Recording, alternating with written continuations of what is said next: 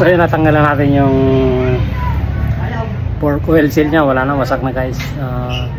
Lilinisin ko na lang tong loob, then pagkalinis salpak na naman yung bagong pork oil seal. So linisin ko lang ito lahat, pati yung dito sa loob guys. Buhusan ng gasolina, then linis lahat. Ganun lang yung ating gagawin.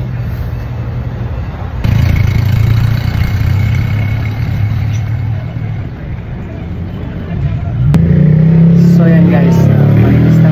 Yan, malinis na yung loob. Nugasan natin ng gasolina para mas malinis, patanggal yung mga langis. Yan.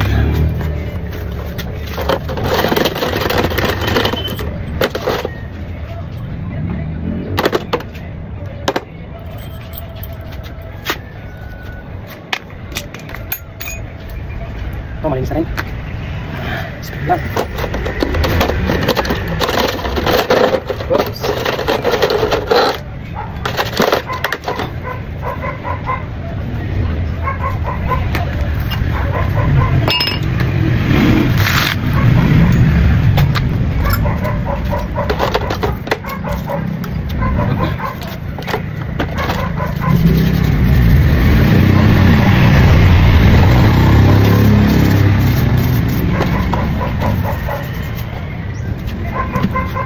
Ay, yun. May pagbutas ka dyan. Pagbutas ng...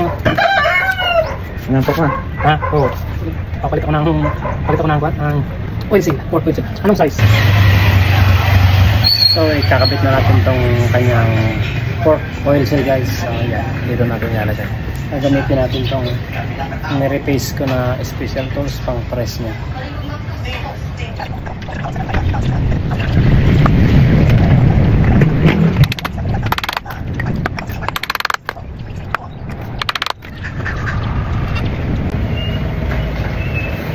Okay na guys, yan.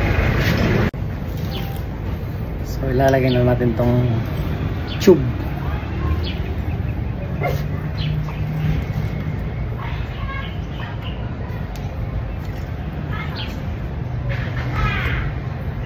Yan.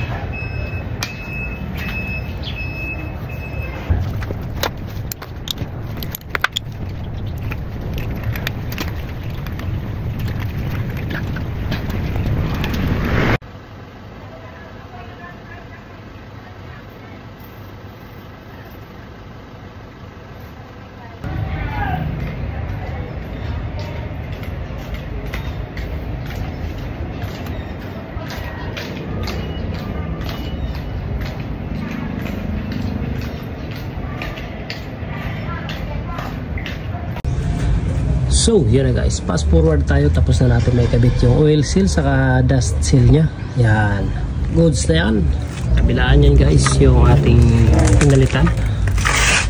Yun. So, DIY lang tayo. Sariling sigap lang. Kaya naman natin guys. So, thank you guys. Thank you for watching. Thank you.